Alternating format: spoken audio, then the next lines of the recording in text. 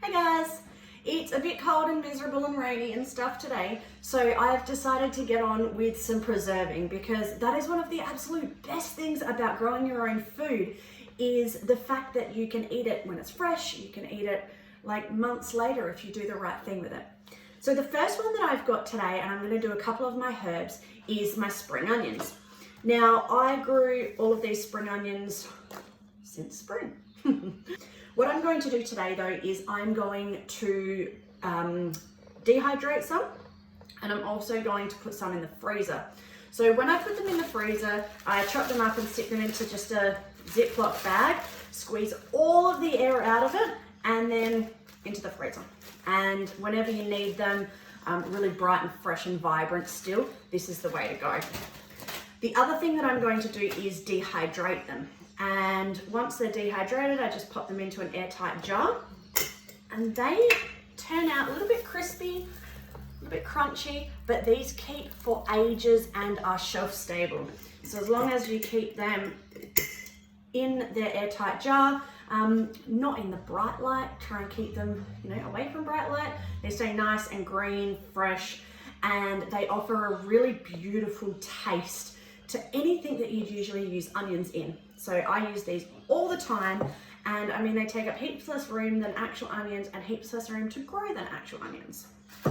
So the first thing that I do is chop them up. I've already started with these ones, and the key is to try when you're both dehydrating and freezing, get a little bit of even amount in there. So a little bit of the white of the spring onion and a little bit of the green. I don't know, just evens it out a little bit. Now, as you're chopping these, you want nice thin rounds. That's probably 1/2 centimeter, and that's about as thick as you ever want to go. Alrighty. So if we are freezing some now, just grab your Ziploc bag, stick it all in there nice and easily. Alright, and as I said, you want to squeeze out all of the air, and that is because otherwise the air kind of oxygenates it. So get it in a little hole open and squeeze. And once you're happy that you've got all the air out, close it up tight. I like to lay them nice and skinny and flat. They take up less room in the freezer that way, and it's also easier to break just a little bit out. So when I want to use these, I'll just take that out of the freezer, break off a little bit that I want, and I've got enough spring onions there. Between this packet and this packet, this has last for ages.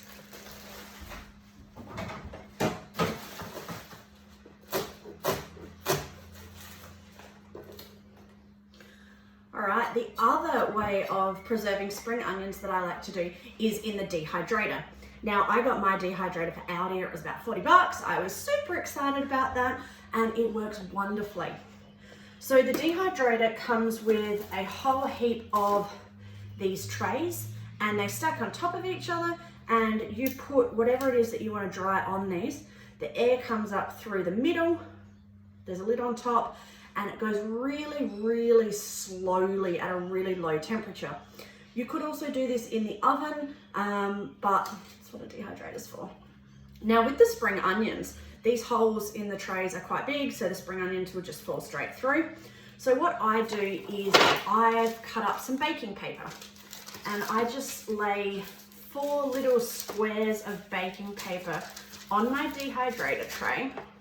Looks like this. So there's still enough room for air to come through the breaks, but this will hold a lot more spring onions onto the drying tray.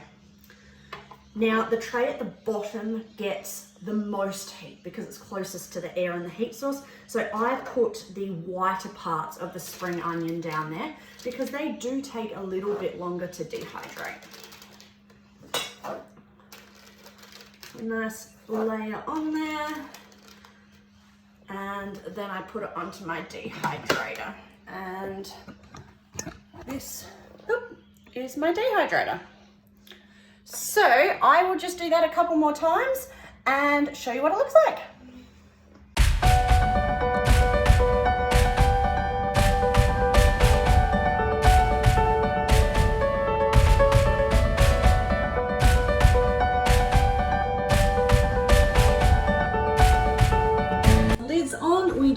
set the timer. So we turn it on for, start with 5 hours. 55 is the lowest temperature. I'm gonna put this on to 60 for now. And we just press the on button. You can hear it started. And that's just going to keep going. In about an hour or two, I will check it and move the trays around. And I may have to set it for a lot longer, but we'll just see how it goes. Very exciting.